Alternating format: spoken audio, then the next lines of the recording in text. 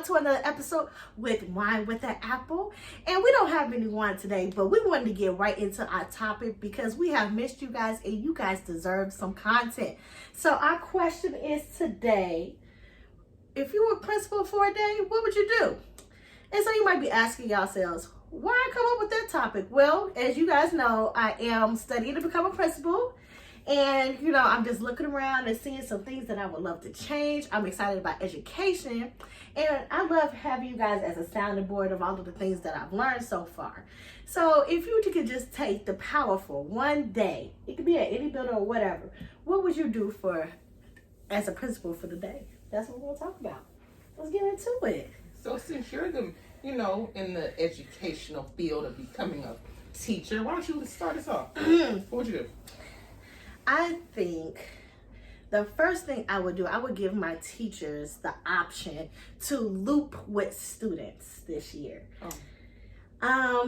Because it took so long for us to establish routine and connections with our students. We know that this type of year is unprecedented.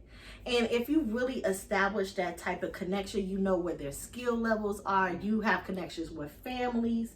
I would give my teachers the option to either stay with their school, their homerooms, or move up that 1 year. Get them acclimated to the grade, have that content being supplemented, and just have the chance to build more relationships. The bigger, the better. That's what I would do. I like that. Mm-hmm. What would you do? As far as if you were given that option, what would you do? Oh, that's a great question. I used to be a 5th grade teacher back in the day. Until we snatched you. Yeah, back in the day. Do I have the option of bringing y'all with me? No. That's a no for me, dog. She knew she didn't even ask. Yeah, I'm not even gonna ask you. I wouldn't mind looping with mine. I wouldn't mind looping with my students. Why? I enjoy them. I think, to me, they're like the realest kids I have met so far. We are back. We had to take a pause for the cause, get a little drink of water, but we are back. Like I said, I wanted to loop with my students. They're really real. I love the conversations we had, especially today. We've been talking about Martin Luther King Jr. and we read a book. And they were just asking some really honest and real questions. And I would love to see what that would look like next year. So that's what I would do. Okay. What about you guys? What would you do for principal for today? Let me think a little bit more. Well, for me, I think if our principal for the day, okay, I would want to have those real conversations with my teachers.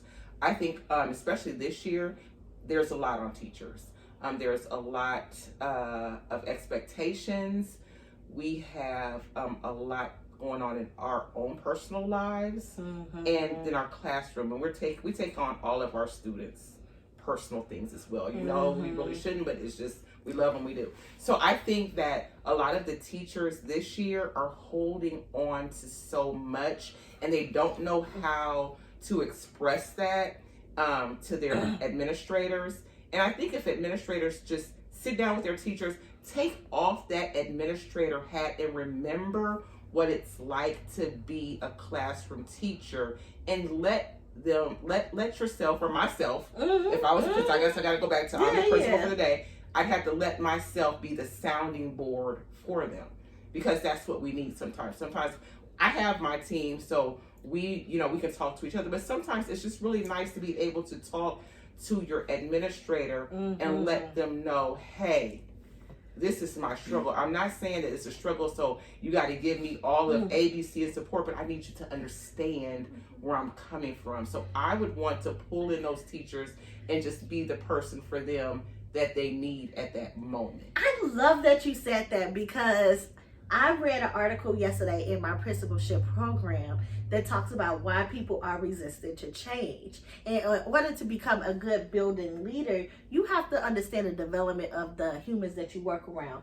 So often as teachers, we focus on the development of students, but we forget that teachers are human too, and we have to have some basic human psychology and understanding how to interact with others and how trauma and past experiences might color how they interact with the people that they work with. So just being able to understand and come to them on that basic, we're human, I understand where you are and how do we move forward. I think that's a huge piece. Yeah, and just turning on our ears. If I were the principal, I would just want to open my ears and let people talk, because like Free said, and I didn't read the article, but as like Free said, we are taught, it is instilled in us to be that for our students, but who do we have? We have each other, so we're good. We're good. Oh, but for those people who don't have like a team or someone who can understand at home, because a lot of times only teachers understand teachers. Just because you're married or have a spouse,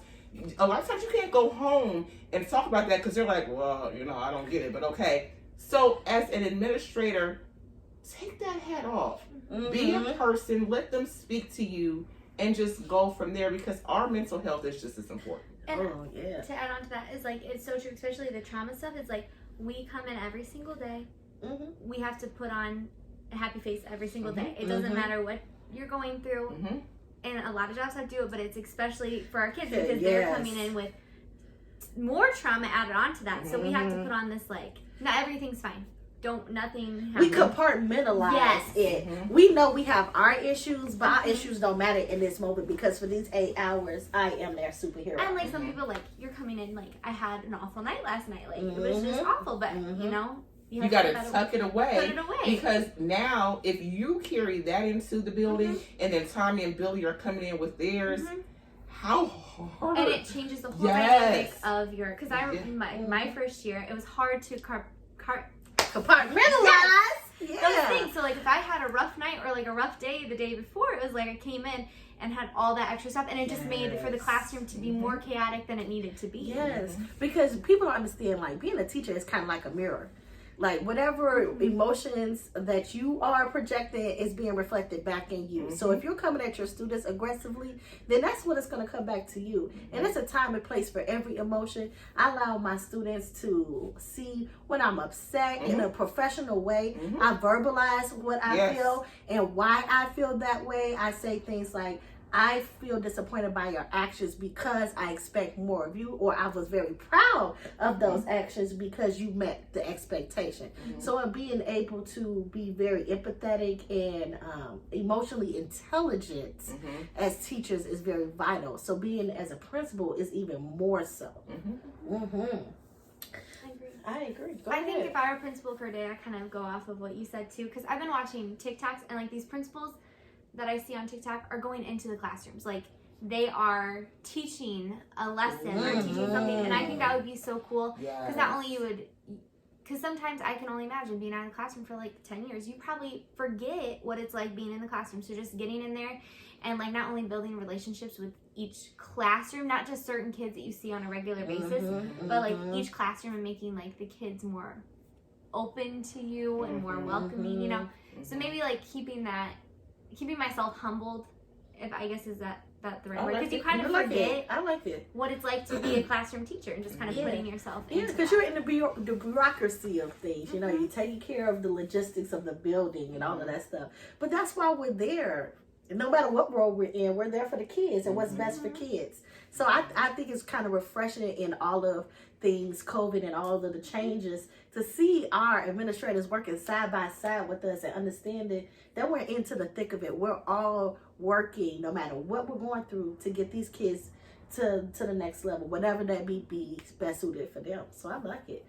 And I will add, I do not envy any principal. Right now? I cannot imagine the amount of stress you were under. Yes. It's not something that is that I would like to do. So I respect it, and we all in this together. I think I have to say that I do. I respect you, because I would never be a principal. I used to work in insurance, and I actually was a manager in insurance. And I can't, first of all, understand how you could do a whole school. A department was enough with dealing with adults and students and parents. So I agree with you. That's something that I could not do. That's why I stay in my own lane, because hats off to you all who do a great job as principals because that has to be tough, and you know, you have to figure out where you fit in, and you take that role, but it ain't even my role. That's not my role. I know what I can do, and I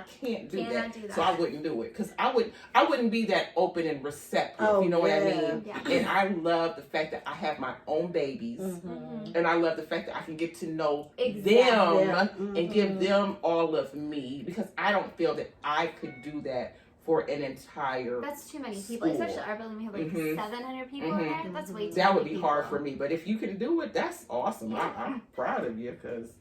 Yeah. I agree. I just, for me, the reason why I want to be a principal is because I love the moving and shaking of education. To me, it's very dynamic. I can't sit still for one place.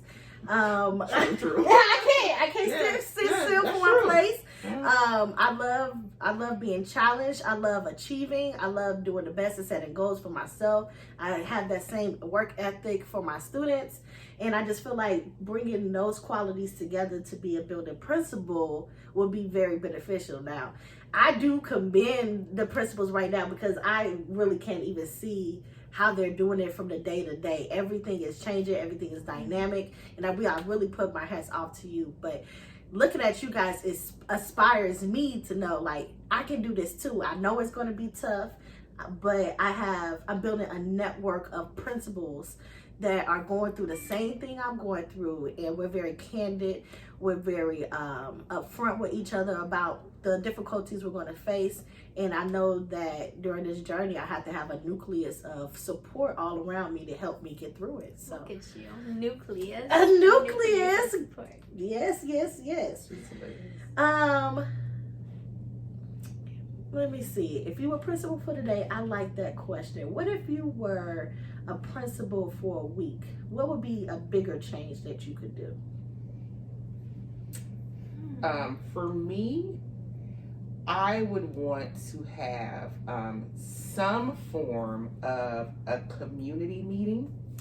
You took my idea. I'm sorry, but because there are a lot of, and I'm gonna kind of piggyback off what they said too. Hats off to the principals, because I know everything that you do is not of your own. I know that there's a lot of directive given, but that's why again I stay in my own lane, because this is my school, this is what we're doing. But I would want some sort of a community meeting, because a school is the community. Yes. Not just a grade level or a classroom. And I think that at times we lose sight of that, and everybody is not on one accord. And I would want to take that week to bring everybody. Do you mean with like staff and students, or just staff?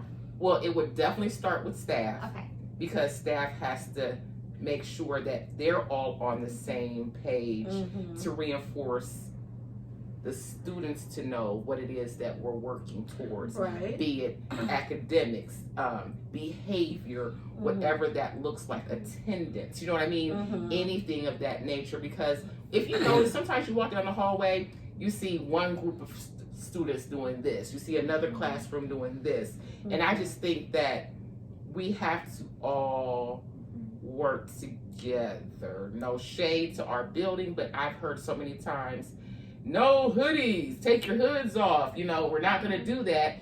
And then I tell my students that that's not appropriate, but then they walk down the hallway and they see another class who has that. And we're okay with that, because I don't have any problems. But then I know that some classes struggle with that. It's a battle. So it's a cohesive message. Yes, and I'm just saying, if I would just want to make sure that my classroom is not an island on you know what I mean? I want to make sure the school is, you know, conjoined. And it's a and you know what, it is a struggle, like having a middle school and an elementary school building all together, because there are different standards and for that's each. okay. But if that's the case, then that's when you bring everyone together and say, when you get to be a fifth grader, then you do this. Just like it is with high school. The high schoolers know, well, when they go to high school, they get to wear what they want. And I don't see any harm in being upfront and honest, because that builds the community. Yeah,